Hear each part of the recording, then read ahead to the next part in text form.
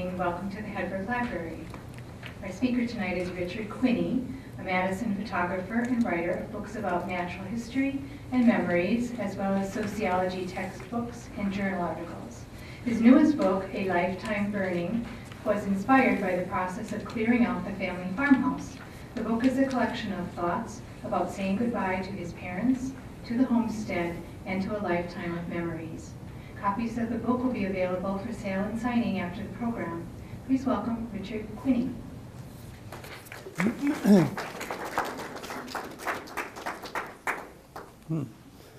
Thank you much. Thank you for coming.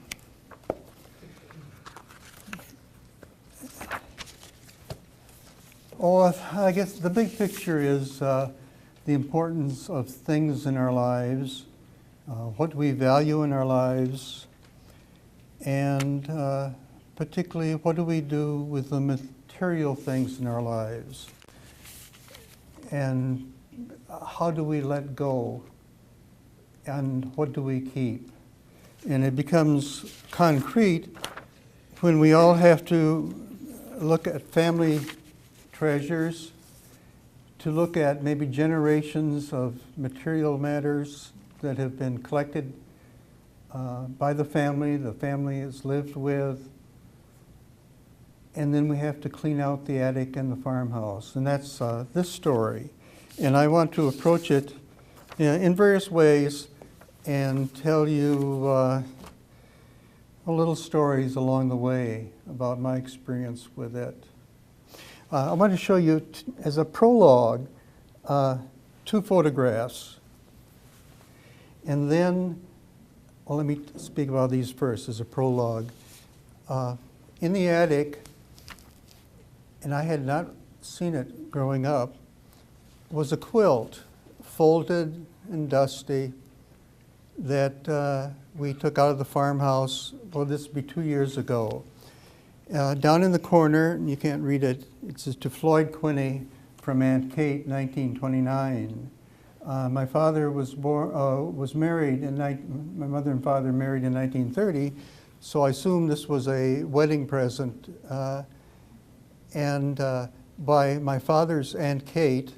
She was a seamstress and a hat maker and spent much of her life in Chicago, working for wealthy families and making hats for Marshall Fields. She was the 2nd generation Irish on the farm. And this is, I'm told, the log cabin quilt style. And one other photograph to begin with. The last item probably to take from the house, as an afterthought, I looked down and beside what was a bedroom was the telephone, the number that I had called for probably 60 years, 758-5361. And I snipped the cord and took it home with me. I had in my mind a poem that I'd known for some time by William Stafford. It's called "The Farm on the Great Plains." I'll read the first stanza. "A telephone line goes cold. Birds tread it wherever it goes. A farm back of a great plain tugs an end of the line." Further down, another stanza. "Hello, is mother at home? No one is home today. But father, he should be there. No one is here." Let me read the last 2 stanzas, which put the reader into a much larger world. "But you are the one. Then the line will be gone, because both ends will be home. No space, no birds, no farm. Myself will be the plain.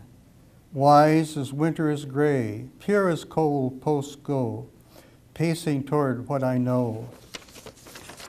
Even then, if the phone is no longer connected, we are part of that larger world. I'm going to show about 50 images that I use in the book. If you've had a chance to thumb through the book, they're interspersed with my stories of cleaning the farmhouse. And I'm going to show you some of these images now. And I guess rather than talk more about it, I'll tell you where they came from. One other, I use as an epigraph lines from T.S. Eliot, East Coker. This is our story. The lines, these are the lines. Home is where one starts from. As we grow older, the world becomes stranger, the pattern more complicated, of dead and living, not the intense moment isolated, with no before and after, but a lifetime burning in every moment. And not the lifetime of one man only, but of old stones that cannot be deciphered. Even in the material things, then, one finds a lifetime burning. And as this farmhouse was cleared, I found a lifetime burning. The farmhouse is empty now. The accumulated effects of 4 generations have been cleared out of the house. A century and a half of life on this Midwestern farm. The farm is located 25 miles due east of here. Take 8 out of Highway A through Johnstown Center, onto Millard, take a right for 3 miles, and you're at the Quinny farm. It's between O and P on Quinny Road, 5 miles north of Delavan. Artifacts from the previous generations had been stored in the house as generations passed. In the attic were the spinning wheel, the high chairs, the baby beds, the quilts, the cradle, the scythe, boxes of books, framed paintings and photographs, sets of dishes and silverware. And strewn on the floor, the rosary beads that served my great-grandmother Bridget for a lifetime. The basement held the tools, the sleds, the milk cans, the barn jackets, caps, the workbench, and the canning jars. On the front porch were the immigration trunks that held scrapbooks, photographs, farm ledgers, diaries, and the souvenirs of trips to the West. The cupboards, dressers, and closets were filled with the material things from the years of living by my mother and father, and from the early years of my brother and me. Every object uncovered held a story and a memory. Every night, after a day of sorting and clearing at the farmhouse, brought fitful dreams and sudden awakenings. With great care, I removed the small oil lamp that my father carried as he climbed up the stairs to bed each night when he was a boy.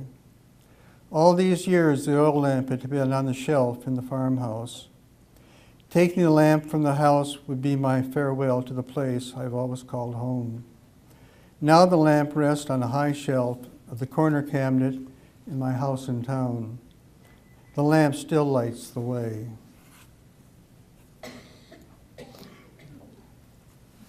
Better get to the images. Before taking the brown, tattered scrapbook down to the basement of my house for storage, not willing to give up this earthly possession, I paged through it one more time. Inside the cover was the inscription in my mother's hand, to Earl Richard Quinney, from Mother, 1935.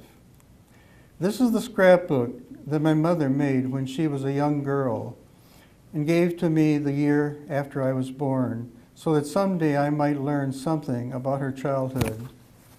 From front to back, the pages are filled with gift cards, Valentines and birthday cards, pictures clipped from magazines, stamps, bird and flower stickers, and labels from tins and jars, all carefully pasted to the pages. Artifacts now of things that once my mother valued and saved and passed on to me. These are images then that go back, she was born in 1906, her childhood, and some of the images are from her mother's scrapbook. So we have images going back into the probably 1880s, and we don't see this kind of art now.